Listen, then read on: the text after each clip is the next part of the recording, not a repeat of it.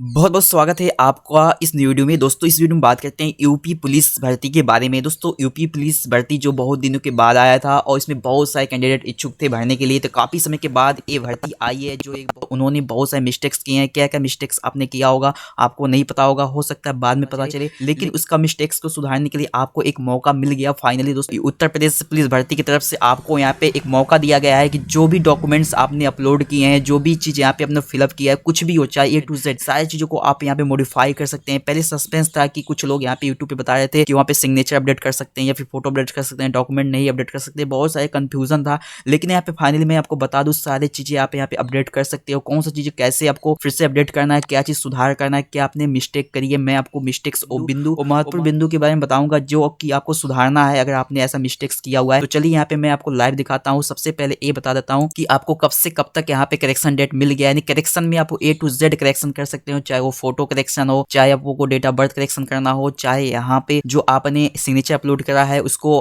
Correction करना हो, चाहे कोई डॉक्यूमेंट जात निवास या फिर हाई स्कूल इंटर के मार्कशीट हो साइज। तो यहाँ पे जो डेट्स मिला है आपको 17 से 20 जनवरी तक मिला, यानी 4 दिन का टाइम मिला है। 4 दिन के भीतर आपको ये सारे काम कर लेना। अगर आपका कोई भी मिस्टेक्स हुआ तो मिस्टेक्स क्या क्या है मैं यहाँ पे लाइव दिखाने वाला हूँ कि जो लोग यहाँ पे ध्यान नहीं दिए उनका मिस्टेक्स है, उनको शायद अभी तक नहीं पता है। लेकिन आप एक बार अगर मिस्टेक्स हो या ना हो, एक बार आप अपनी साइट ओपन करके अपनी आईडी लॉगिन करके यहाँ पे देख लीजिए कि आपने कोई भी मिस्टेक करा है कि नहीं। तो 17 से 20 जनवरी यानी 4 दिन का टाइम मिल जाता है फाइनली आपको करेक्शन करने के लिए। तो चलिए मैं यहाँ पे लाइव दिखाऊंगा करेक्शन करने के लिए कैसे क्या करना होगा, कौन कौन से मिस्टेक्स हो सकता है आपसे हुआ होगा। तो चलिए मैं आपको यहाँ पे याद दिलाता हूँ। तो सबसे पहले आपको क्या करना है, इसकी ऑफिशियल वेबसाइट पे आ जाना है। मैंने यहाँ पे देखिए यहाँ पे जाना है सरकारी रिजल्ट के ऊपर, यहाँ पे कहीं से भी आ सकते हो आप। ऑफिशियल वेबसाइट है यूपी PRBP ऑफिशियल वेबसाइट, इस पर हमने क्लिक किया तो कुछ इस तरीके से इसका होम पेज आ गया। ठीक है, तो यहाँ पे क्या करना है, आपको सबसे ऊपर में देखना है डायरेक्ट रिक्रूटमेंट लिखा है, तो इसी पे क्लिक कर देना है आपको। सिंपली अगर आपने पुलिस भर्ती के लिए आवेदन कर रखा है तो इसी पे क्लिक करना है। पदों की संख्या 60,244 पद है, इसके लिए आपको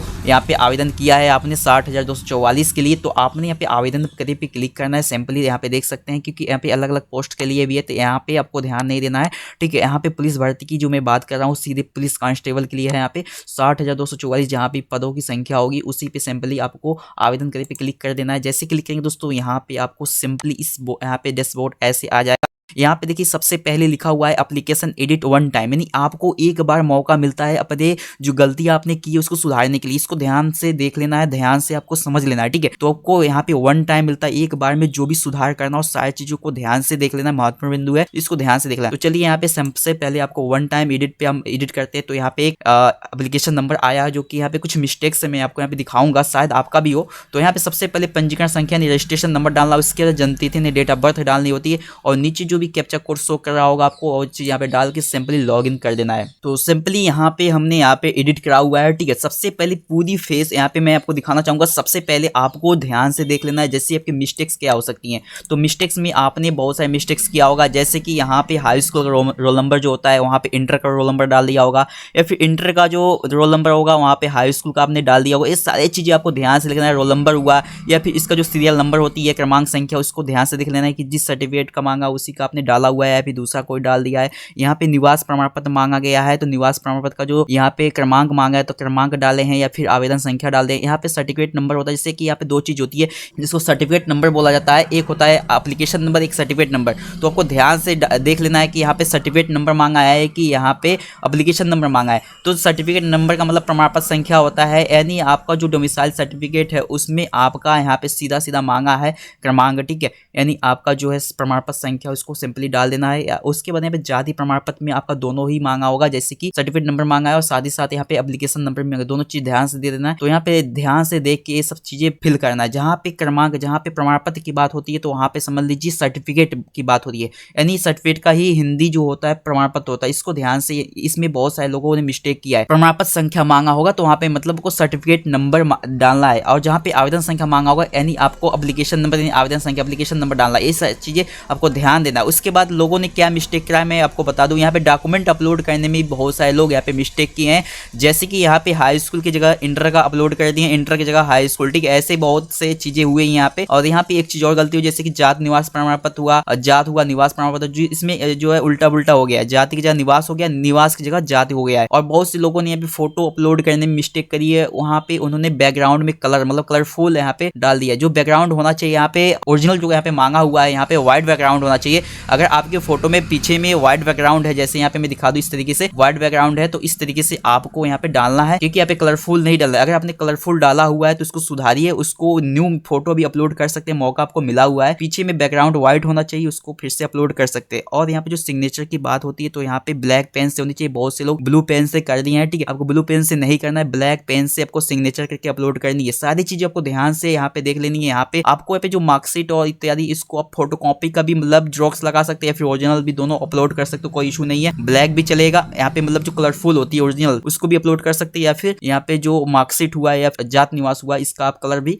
अपलोड कर सकते हैं, कोई इशू नहीं है। लेकिन जो नंबर्स है इनके, जो आवेदन संख्या हुआ या फिर प्रमाण पत्र क्रमांक संख्या हुआ, सारी चीज को ध्यान से देखना है। इसके बाद यहाँ पे इशू डेट भी मांगा है, जैसे कि हाई स्कूल इंटर में इशू डेट कब इशू हुआ था तो वो नीचे में आपको एकदम मिल जाएंगे, ठीक है। तो यहाँ पे मंथ और ईयर बस डालना है, इस चीज को आपको ध्यान से समझ लेना है और डालना है। तो सारी चीजें महत्वपूर्ण बिंदु थे, आपको यहाँ पे ध्यान से देख लेना है। सिग्नेचर हुआ, फोटो हुआ, व्हाइट बैकग्राउंड के साथ होना चाहिए, पीछे वाला ब्लू पेन से नहीं होना चाहिए, ब्लैक पेन से सिग्नेचर होना चाहिए। ये सारी चीजें यहाँ पे आपको ध्यान से देख लेना है। जैसे कि यहाँ पे देखिए सब चीज परफेक्ट है, व्हाइट बैकग्राउंड के साथ यहाँ पे आपका फोटो लगा हुआ है, ब्लैक सिग्नेचर है, और यहाँ पे हाई स्कूल के मार्कशीट अपलोड हुआ है, और यहाँ पे इंटर का हुआ है। यहाँ पे मांगा है आपका जाति प्रमाण पत्र, अगर आप जाति प्रमाण पत्र कैटेगरी की छूट में आते हैं तो जो भी हो आप, यहाँ पे जाति प्रमाण पत्र हुआ, यहाँ पे निवास प्रमाण पत्र हुआ, सारी चीजें यहाँ पे बहुत बखूबी से अपलोड है। तो इसके बाद भी मैं यहाँ पे चलता हूँ, सीधे यहाँ पे अपलोड करके आपको दिखा देता हूँ। देखिए यहाँ पे फोटो हो गया, उसके बाद यहाँ पे एक सिग्नेचर मांगा हुआ है, तो सिग्नेचर को फिर से मैं यहाँ पे अपलोड कर देता हूँ। यदि अपलोड हो चुका है, यहाँ पे हाई स्कूल का मार्कशीट मांगा है, जो कि मैं पहले से ही सारे फाइल को यहाँ पे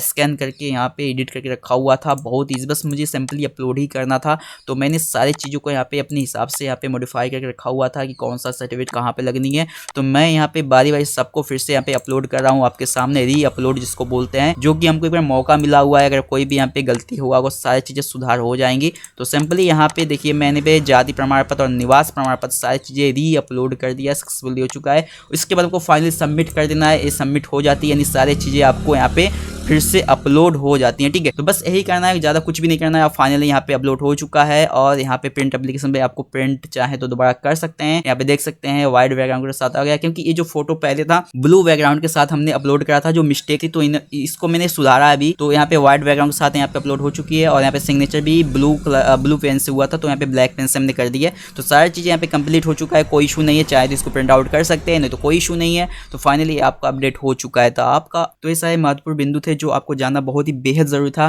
क्योंकि इसकी वजह से आपका फॉर्म जो है रिजेक्ट भी हो सकता था। लेकिन आपने अभी एक मौका मिला है, इस मौका का फायदा उठाइए, सारी चीज़ों को सुधारिए और अपडेट करिए। तो आज का वीडियो बहुत ही महत्वपूर्ण था। अगर वीडियो अच्छी लगे तो लाइक और शेयर जरूर करिएगा, साथ ही साथ अपने फ्रेंड्स को जरूर शेयर करिएगा, ताकि उनका भी कोई मिस्टेक्स हो तो सुधार सके। तो आज के लिए बस इतना ही। जय हिंद, जय भारत। कमेंट बॉक्स में जरूर बताइएगा वीडियो आपको कैसा लगा।